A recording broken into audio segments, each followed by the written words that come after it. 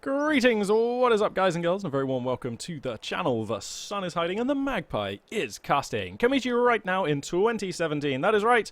Happy New Year, and I hope you all enjoyed the festivities to mark the occasion, and I'm hoping that 2017 is going to be a fantastic year for all you wonderful people, and likewise to some extent for myself. Yes, you're joining me right now to cast a live 1 vs 1 battle featuring spawning in the north. It is going to be the Wehrmacht forces of AGREYS, who is a newcomer to the channel, not somebody I remember from the past, and spawning in the south playing as the United Kingdom forces, it is gonna be WMM's Finndeed, who has indeed played on the channel before, and as far as I can recall, was quite a stalwart player, calm, capable, ruthless even, and very, very efficient actually. Truth be told, I cast one of his games literally just now, but it was so horribly one-sided that I decided not to upload it because it was just a brutal killing spree, and he was playing with Brits in that game. He was playing against OKW rather than Ostia, and of course he was playing against a different player. So here's hoping that this game's going to provide both him and us with a little more sport. He's going for the same opening I saw him do in the previous game, so this is Vickers, and this is, the previous map was Arnhem Checkpoint, so Vickers absolutely makes sense on that map, totally dominating, enables you to completely control mid, especially against an OKW player. Vickers on Crossing in the Woods against Wehrmacht? I'm not sure about this, to be honest. Like, this is much more different and riskier. I mean, you can already see just some pioneers appear to have gotten a spanner into the works of this particular squad, and there just aren't the buildings in center to make these Vickers guns the horribly imposing monster murder machines that they are on Arnhem Checkpoint, you know? This is a different map, this is a different opponent, you know, Ostia, very different kettle of fish, and, yeah, I don't know, it's just, seems like a strange opener to employ against an Ostia player. But anyway, we'll have to see how it's going to unfold. For now, looks like Royal Engineers have been mixed into the roster for the Ostia player. No, they've been mixed into the roster, new sentence, for the Ostia player. We've got a GR34, 2 squads Grenadiers, and an MG42 on the field, so a nicely well-balanced roster there. I do quite like that. These Grenadiers actually have to GTFO. They're getting awfully low here in front of this Vickers gun. Right, oh dear, that for sure is a squad wipe. Absolutely is a squad wipe.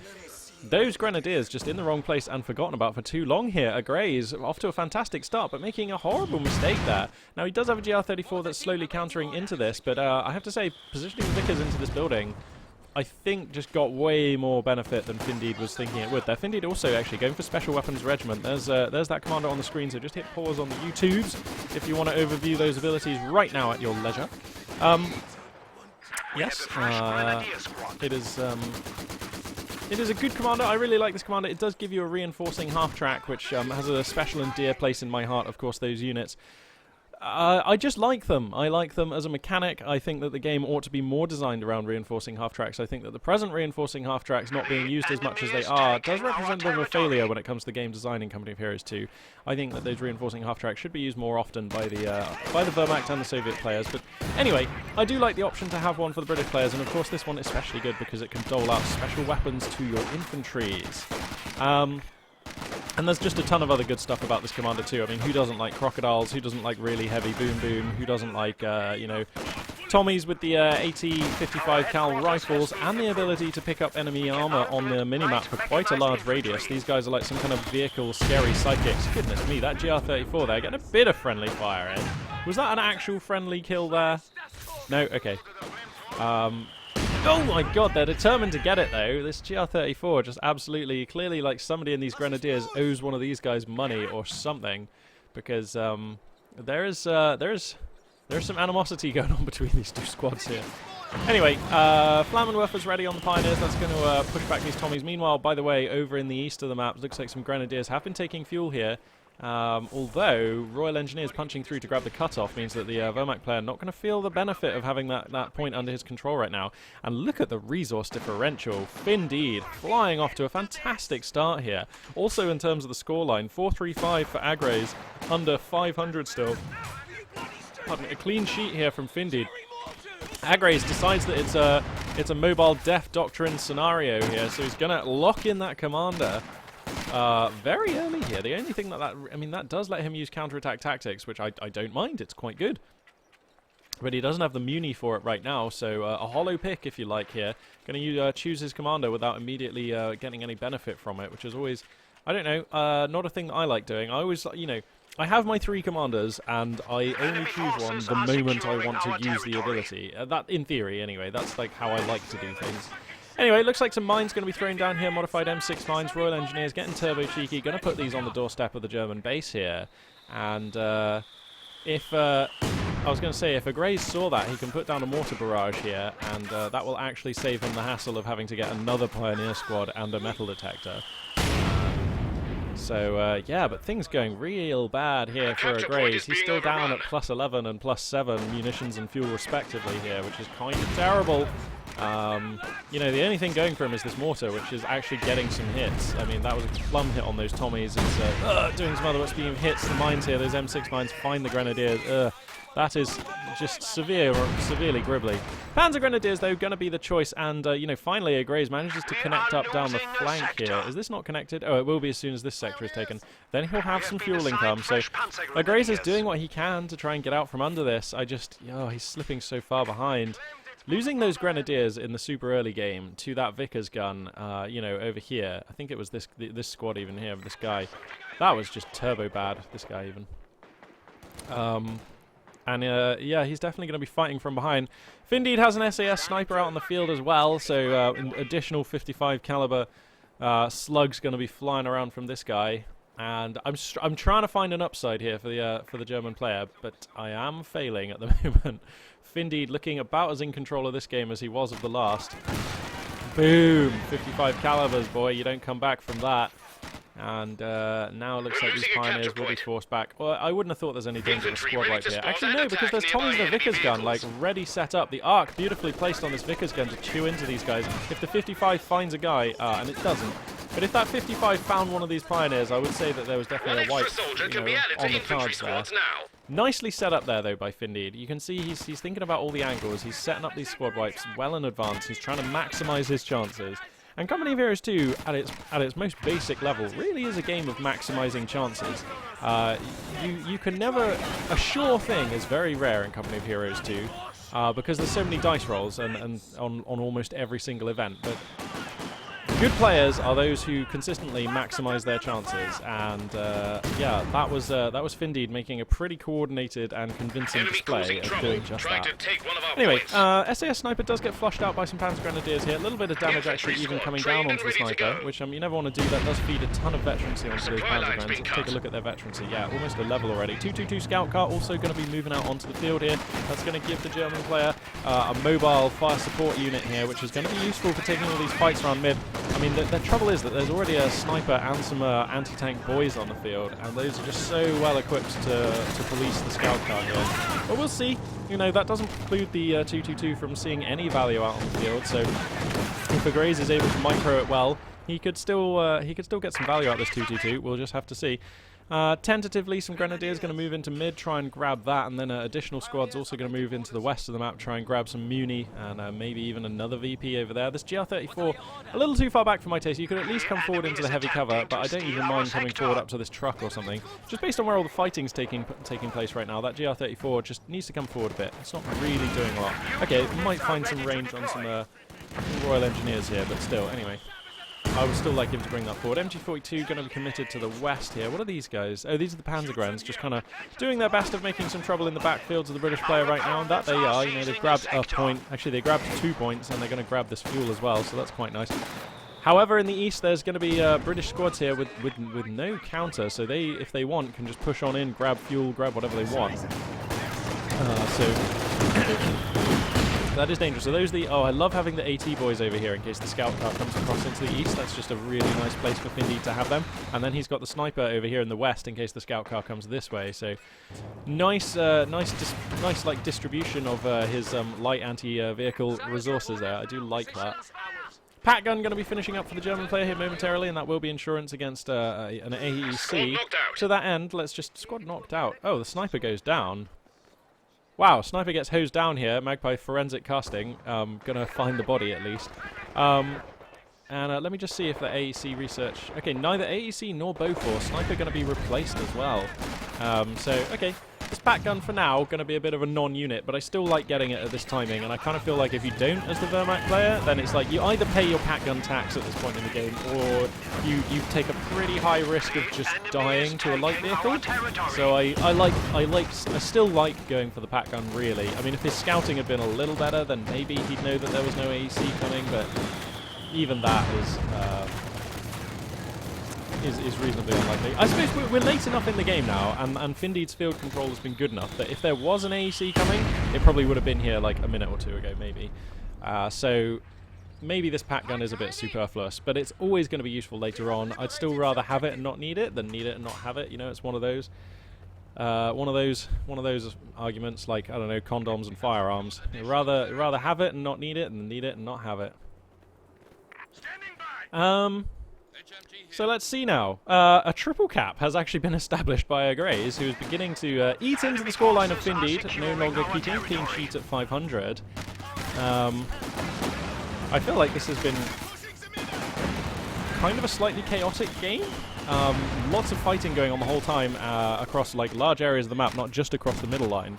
And somehow, the way it's settled down, for some reason, AGREYS right now is controlling that middle line of the map. Oh, MG42 gets horrendously cut out and is in negative cover. He's going to try and run. Royal Engineers coming over here to try for the focus fire. This could still be a squad wipe. It seems unlikely now, though, and the MG42 is going to get out of there. Panzer Grenadiers here taking a beautiful fight at the correct range. 222 scout car chewing into these Royal Engineers. There could have been a wipe there as well, but they will also fall back. 222 has to give respect to the anti-tank Tommies, and the Pioneers likewise have to give respect to the fact that there are so many squads out here. So I do like the way that he was able to stay for a good amount of damage there, was AGREYS, before having to yield the western flank to Finndeed. But yield the western flank he will, and that gives Finndeed a victory point. It gives him a fuel and a muni point.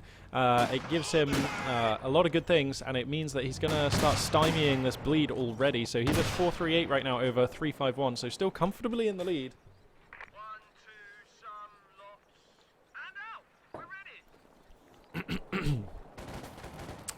Still comfortably in the lead, indeed, is Finndeed.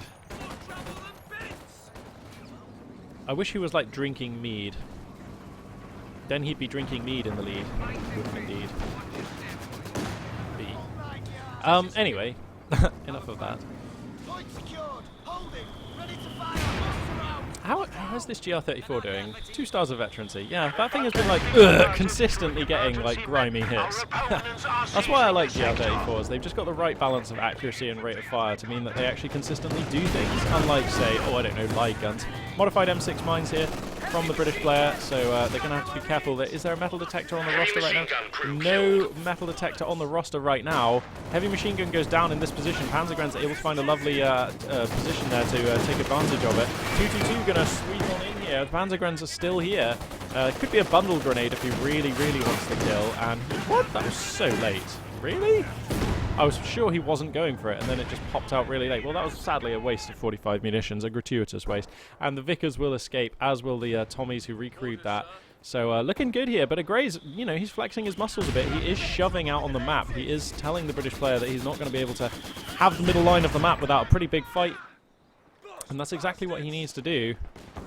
I'm still a bit miffed about this like choice of commander here for AGREYS. I mean, what has mobile defense really done for him so far? Like, not a lot.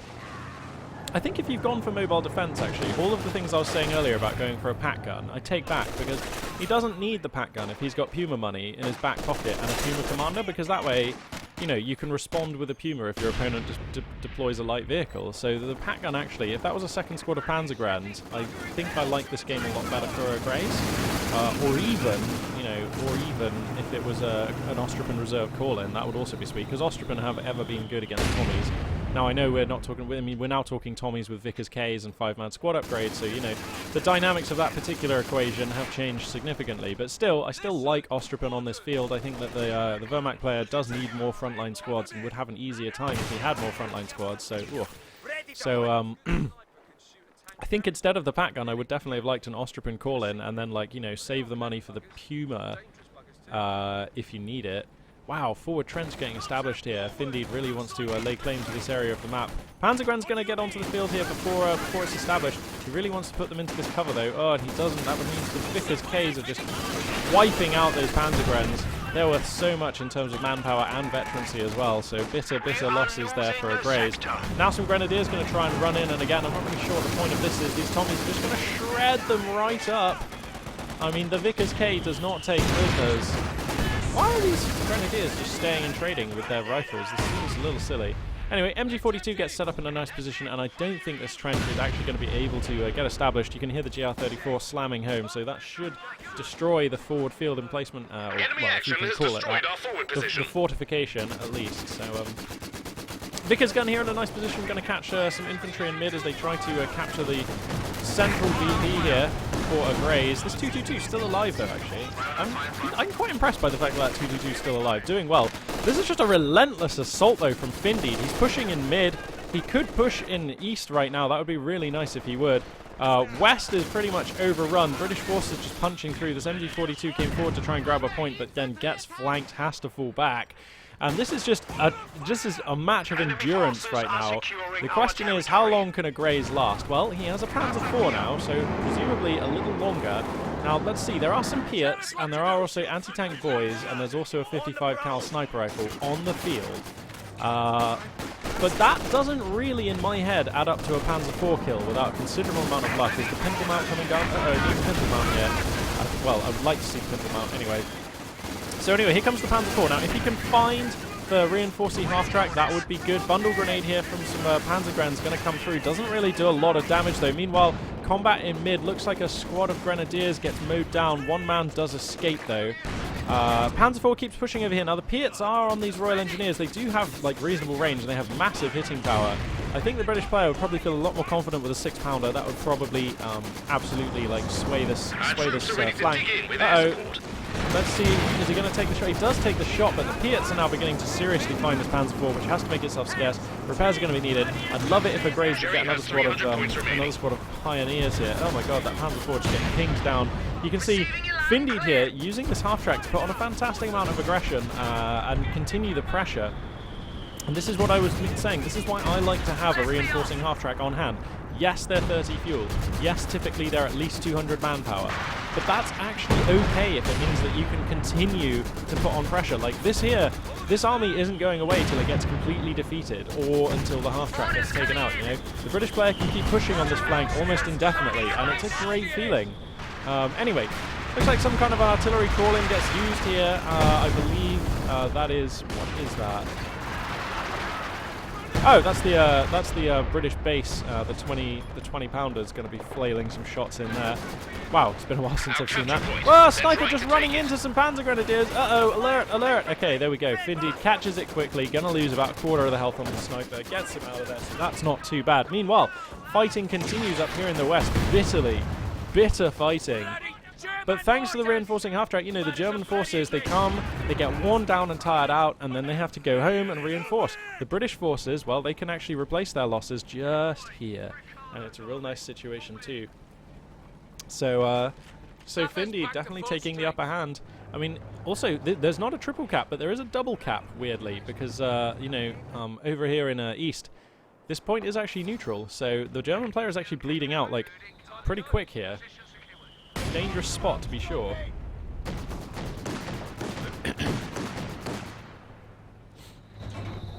That 222 now taking some shots at mid. What is the British player spending his fuel on, by the way? Okay, so he has got company command post. He hasn't got hammer or anvil. He's spent some fuel on this half-track. I feel as though he should have a Cromwell on the field. That'd be quite nice. He must be saving for a comet or something, but we'll see. Maybe the crocodile? The crocodilio? Not sure. Anyway, it looks like a Stug for the Wehrmacht player, and I love this choice. It complements the Panzer IV very nicely. It's good against infantry, but it's also good against vehicles. It has range. It's quite cheap. I do like a good Stugging, me. Yep, I am a fan of a good Stug, and this seems like a good time to buy a Stug. He shouldn't bring it any further forward than this, though. This is already like, yep, getting pinged down by 55 cals. And he's not getting pintle mounts on his vehicles either, which if these two both have pintle mounts, that would represent a lot more ability to push back all this infantry. Now, the key target here has to be this half-track. So what he needs to do is turn anti-vehicle, you know, prioritize vehicle onto his on the Stug here with this button here. And then get something with the line of sight that can see the half-track. But look, you can see Finndeed knows that this is the plan, so he brings the half-track back. He has a mortar pit umbrella, if you like, here to shield the his half-track, and that's just, I mean, causing trouble, trying to take these two very expensive units, which represent the majority of the money for the German player, just kind of being thwarted by a handful of more or less chaff units. I mean, I say a handful, this is like most of the British army, but like, it's just, you wouldn't have thought that a Panzer IV and a Stug would be getting stopped by this lineup of infantry, but they absolutely are. And it is literally killing AGREYS right now. But meanwhile, there has been action over in the east. AGREYS finally takes the eastern VP.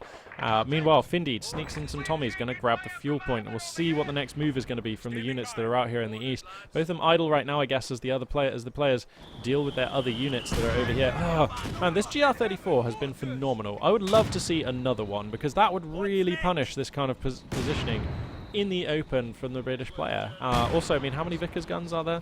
Okay, just one. But at least it helps against the Vickers gun as well. Pardon me. There is another Vickers gun somewhere. Oh, it's over here. Okay, a moment of quiet. You hear that? That is the sound of no guns firing. A rare thing in Company of Heroes, but battle drills for hammer attacks are ready for use. That's what okay, so hammer is the choice, as we've just had loudly announced. So looks like Comet's gonna be the choice here for Finndeed. Now, what are they? 180 fuel? 185. Okay, so he's 25 fuel away from that. Give him about, I don't know, 50, 45 seconds. He'll be there on that. So good stuff there from Finndeed. And I imagine a Comet. I mean, a Comet is going to be really hard for this Wehrmacht army to take down, because it can outrange and completely obliterate the two vehicles, which, by the way, are just totally being idle and doing nothing. They should at least be...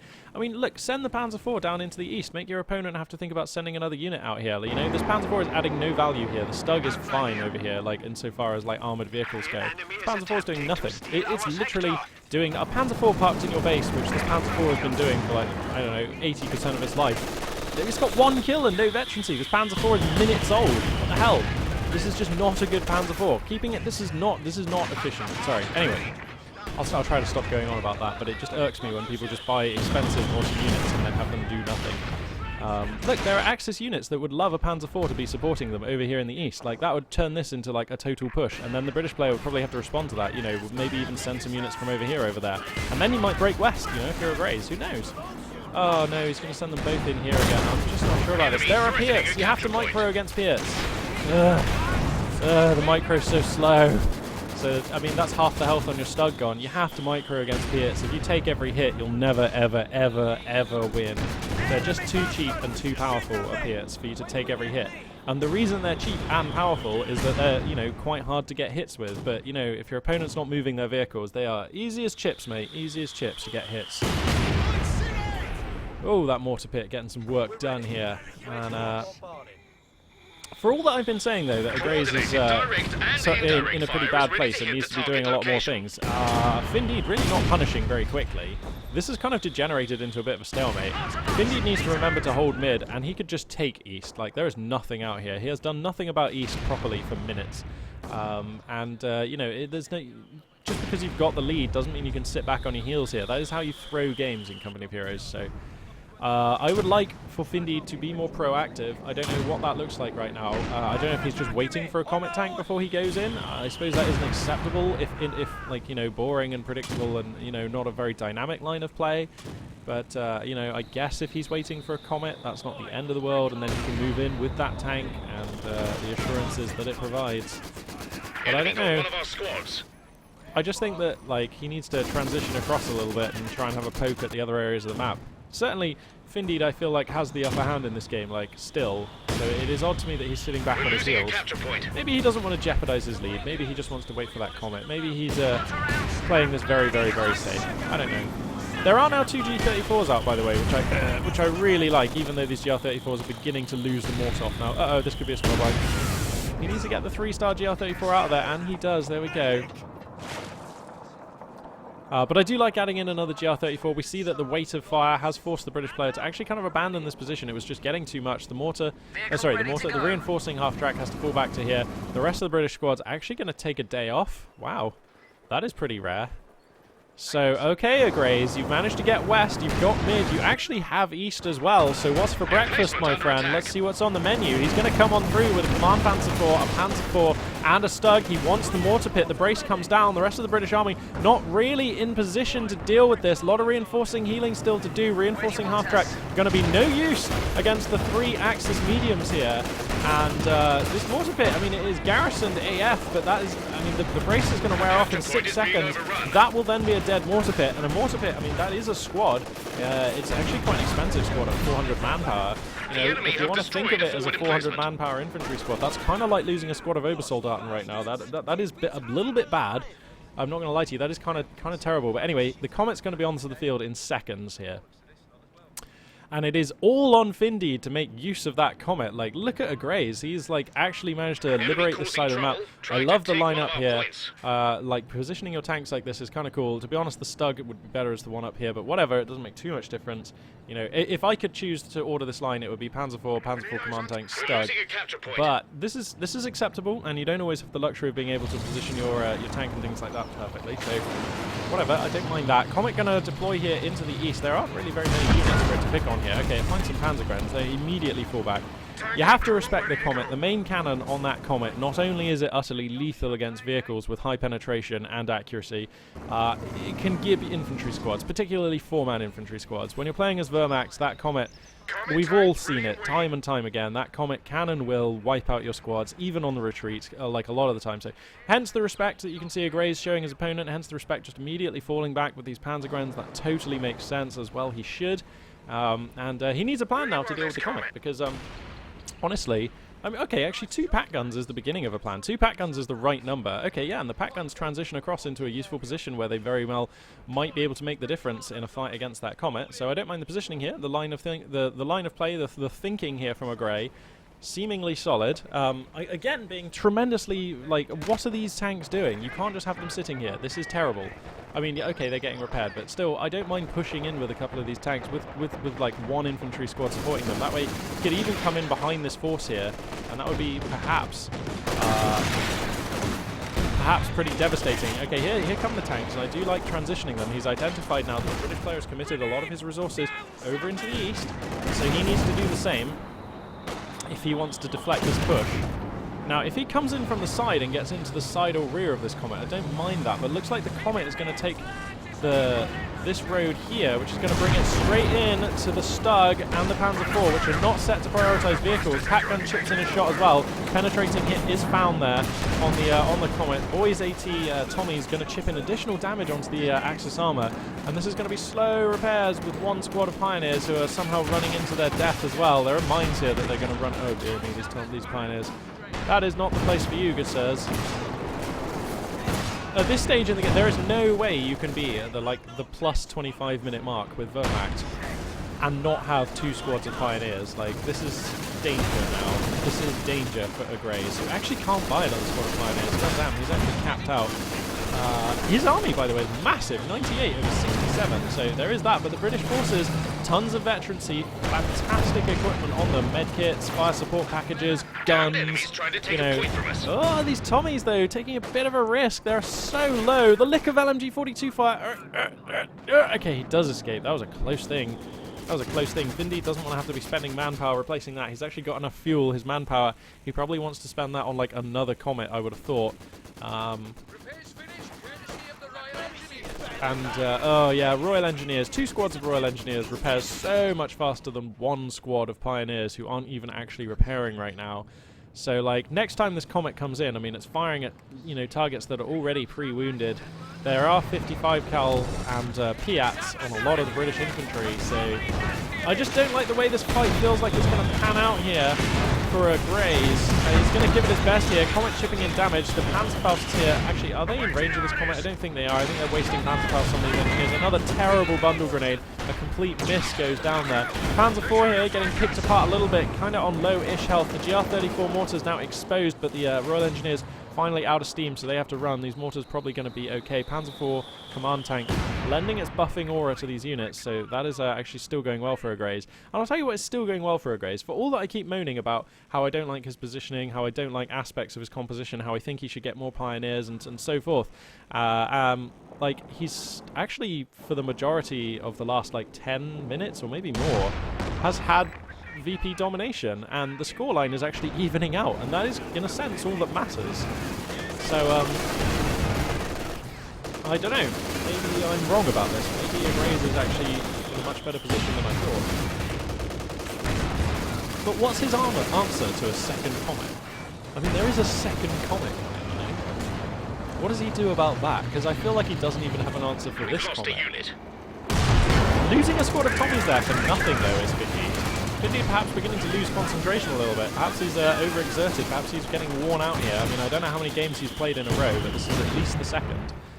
Unlikely that to be the answer, but I mean, there's no other reason to just randomly lose a squad of Tommies that were taking fire from a P4 command tank for like tens of seconds. You now have a new comet tank. So there's the second comet. Comet crew, awaiting new orders. And do we have a vehicle commander? Okay, yeah, vehicle commander instantly coming down from Finndeed. He knows what's up with that upgrade. How much is it? Still 30 munitions? 25? Oh my god! How is the best tank upgrade in the entire game the cheapest? I mean, really? Oh, dearie me.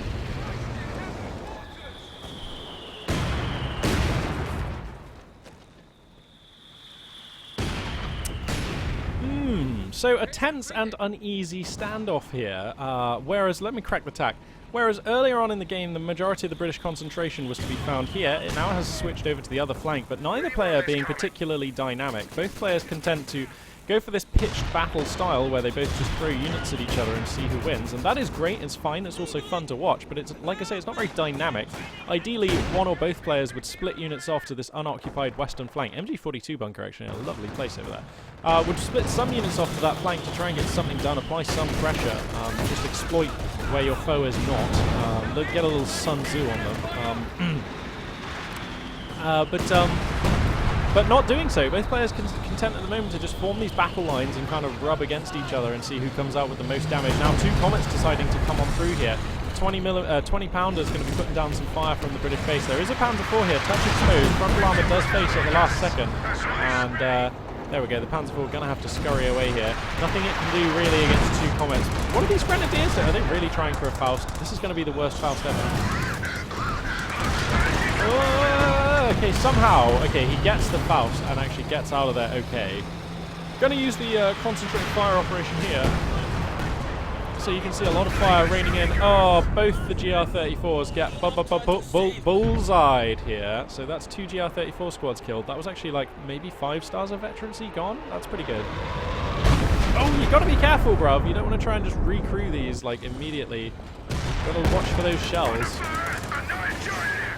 Oh, there's another shell coming in. He hasn't fallen back, these grenadiers. Dun, dun, dun, dun, dun. Ah, you're taking a risk here, AGREYS. You're playing with fire. My goodness me. You. Remember, it's 4 shells, I think. Was it 4 or 5 on this one? That's the 4th shell.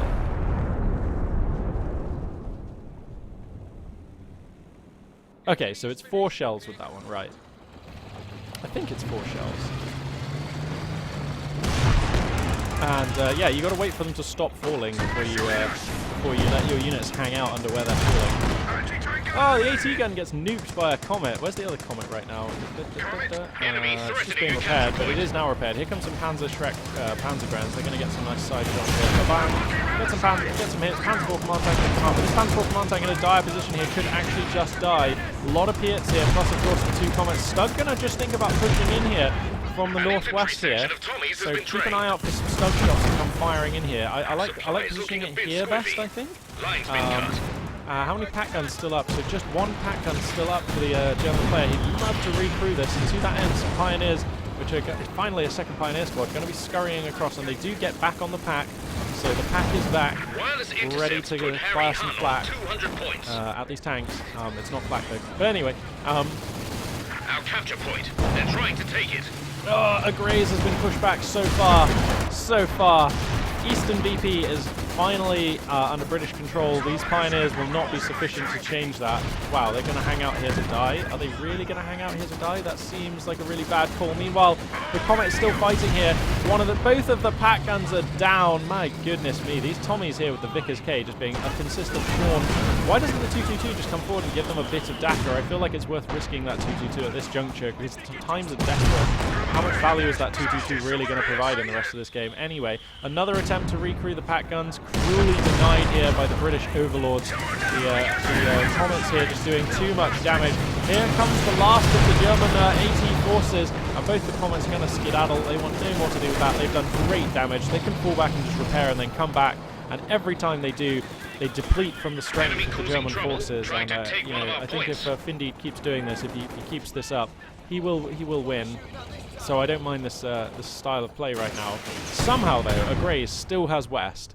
He's getting mid back, and like Finndeed is only just now taking east. So like, I don't know. I feel neither player is really executing to the best of their abilities here. I feel like they're both kind of handing away a fair amount of time to their opponent. Like neither of them being as bloodthirsty as I'm used to seeing. Perhaps both just being incredibly cautious. Nice run by with the Grenadiers to grab a cut-off here. Nicely done from AGREYS. And I mean, it's hard to say that this game is actually at all over because AGREYS controls 2 of the VPs, and his army is like still a good size, even if the composition is a little weaker than, you know, the double Comet, horrendous amounts of veterancy and equipment style of the British player. UKF can condense so much value into their squads. Like the amount of value you can fit into a Tommy squad when you consider that they get a medkit, 2 heavy weapon slots, epic veterancy, plus the upgrades from the base, of course, the 5-man squad, and the grenades if they want them. The amount of value that Tommy squads get to is quite intimidating.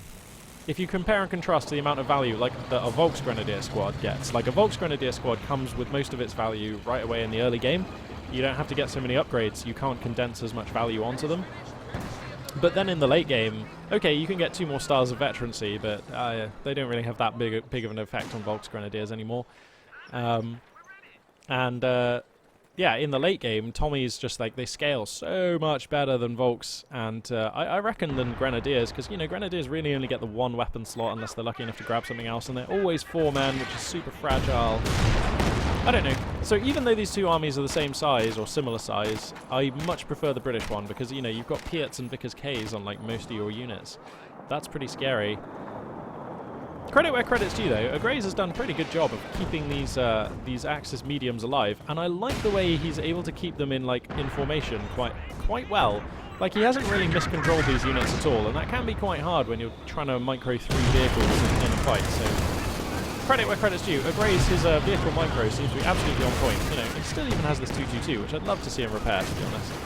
He's just kind of forgotten about that one. He's kind of gone to sleep on his 222 a little bit, which you never want to do. The scoreline, by the way, a mere, like, 11 tickets in it. Like, this is madness. I really think that Finndeed could have been a little more aggressive with releasing the VPs, and I think that he'd be in a much better position. Oh, bundle grenade comes down, and there comes the fallback. So finally, a bundle grenade there, at least buying a fallback, if not any actual damage here for AGREYS.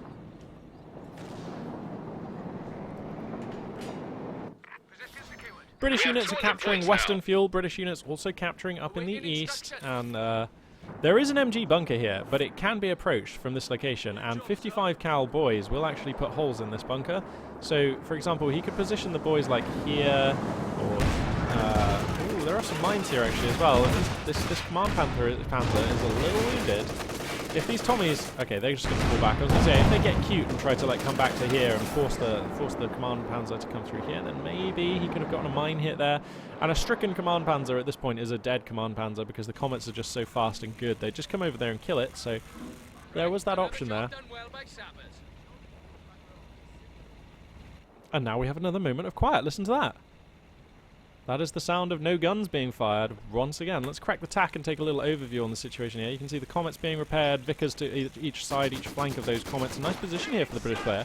Holding 2 VPs, sorry, holding just 1 VP. But he could be holding 2 here, so to that end, the Royal Engineers here are going to be coming forward for the Axis player. Again, I'd love to see him repair this 222. That would be great. He's going to repair the Panzer IV by the look of it here, the command tank with these Pioneers, but just a weird standoff between these 2 players. Ooh, that was a nice rifle grenade.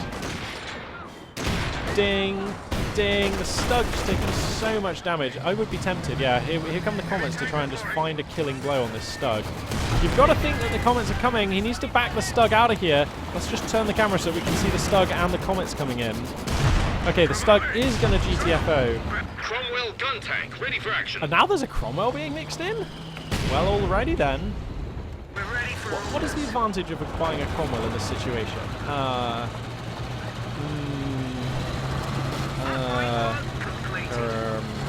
I'm just trying to think, what is the advantage of this Cromwell over, like, I don't know, maybe a Centaur? Or just saving unit supply for a Crocodile? I don't know. I'm not sure what justifies a Cromwell here. The Cromwell's ready to roll.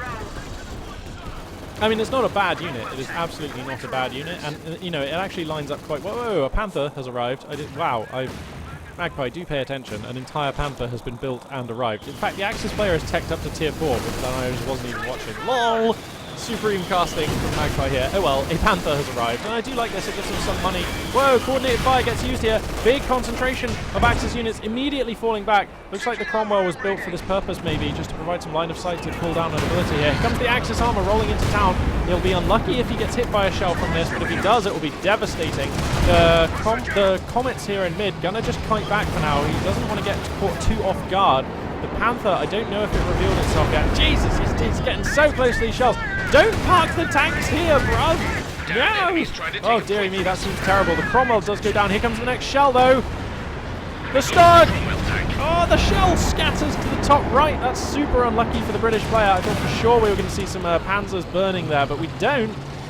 And now, how is the Axis player in the lead? He's like leading by 5 tickets, and the Panther repulsing these Comets and pinging them back. Meanwhile, the 3 Axis mediums just sweep through west here, pushing aside a Vickers gun. If this APC doesn't move, okay, there we go. Sorry, I say APC. If this half-track doesn't move, okay, he's going to get that out of there. Panzer IV command tank here, vulnerable. Rear armor is exposed. The Comet knows it. Comes in. The turret's still tracking. Okay, looks like the Panzer IV command tank will escape there. But oh my goodness, this game's so even. Oh, I'm not afraid to admit my voice a little tired now. A capture point is being overrun. I believe that was some mines here, so the Panther actually stricken. The Comets know about it. There is a spit roast like pre-set up. Oh, the Panther, why is it turning like this? No, for sure you wanted to reverse it up this way here, and now its rear armor is hanging out against a Cromwell. There are Piets everywhere. The engine is broken, and that is a dead Panther. And just like that, Finndeed takes a fantastic kill, and the German army is in disarray. The units are being hung out to dry everywhere. Pack gun here, actually getting some fine hits on this Comet. If the Faust would come through, that could be a dead Comet. These Grenadiers do escape. Okay, the Comet does go down. Epic news, but that means that a Crocodile has been called in to take up the unit cap here. Now there's a Crocodile here, immediately kills the pack gun. Immediately some Grenadiers go. In fact, look at the top left. The German army, like a house of cards, has fallen down. And there's a Comet in the rear armor of this Panzer IV. There's a Crocodile in the front. That'll be a dead Panzer IV. Thank you for playing, sir, and good night. That is how you smash a German army. Nicely done there by Finndeed. I've got to be honest, like 43 minutes 57 seconds. That was quite a long time. And I feel like Finndeed just sat on his heels a lot that game and like was very passive. And like there are 2 ways of looking at this. Either it was a mistake that he was so passive and he should have, you know, been more aggressive, controlled more of the map, pressured his opponent on score a little more.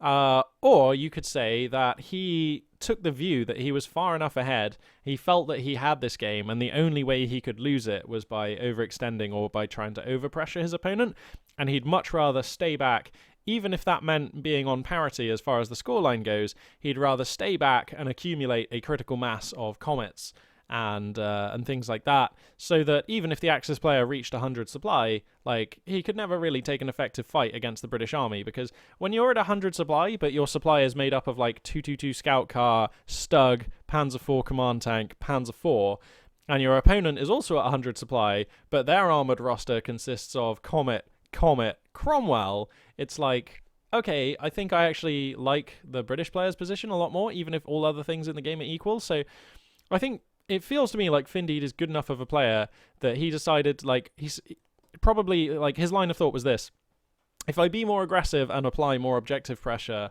then I will almost certainly win the game. But if I sit back and get another Comet and just play very conservatively with my units, even if that means that the Axis player is equal on the scoreline, I will 100% win this game. And turns out that 100% winning a game is a better position to be in than almost certainly winning the game. So I guess that was Finndeed's position thinking there. And you often see this from like the very top end of players, or players who are very good at a game.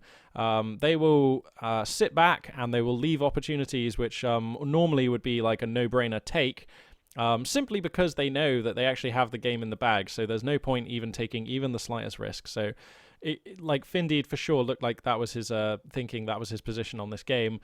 43 minutes and 57 seconds of intense action. Safe to say from Finndeed, a very good game, very clean as well, losing almost no units through simple inattention or anything. I think one of his snipers went down a little bit ignominiously, but maybe a couple of other squads. But I mean, look at the top right of the screen here. A lot of veterancy, a lot of equipment, just a fine army here that Finndeed was able to maneuver himself into.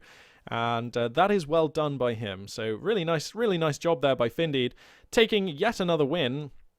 Looking very intimidating with British forces against both of the Axis factions that I have cast him against today.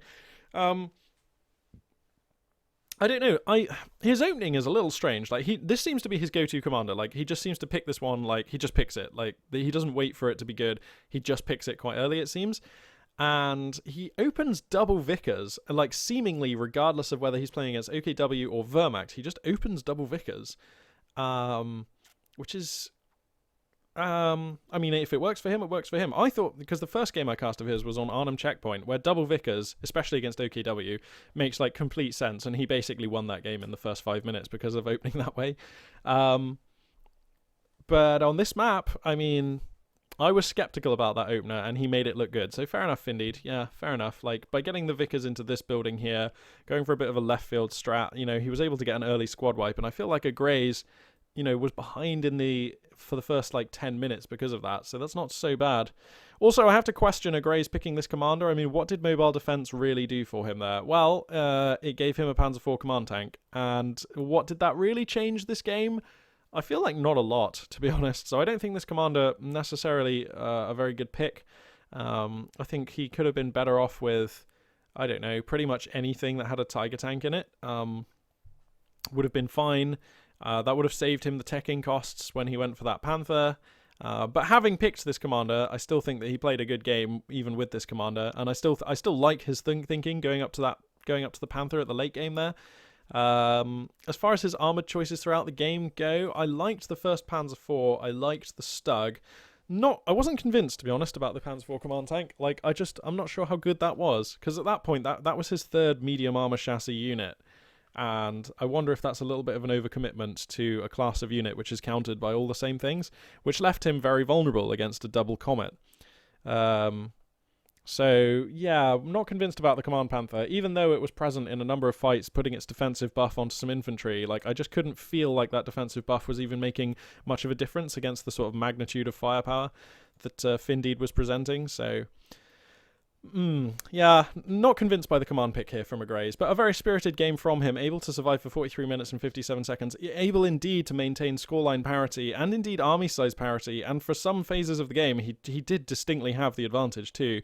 So, nicely played by AGREYS there, and definitely a player I'll keep an eye out for in the future.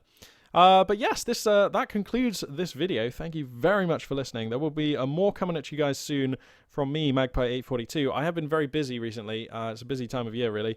And that is for my job. And yeah, that's why there haven't been like super like loads of casts appearing. But I'm around. There will be more casts coming, and I will try to cover the new or the latest Artifact Cup for Homeworld Deserts of Karak as soon as I'm able. Hopefully this week. But we'll see. Things are just like turbo busy. Anyway, enough about all that. Thank you very much for watching. This for now is Magpie842 signing out.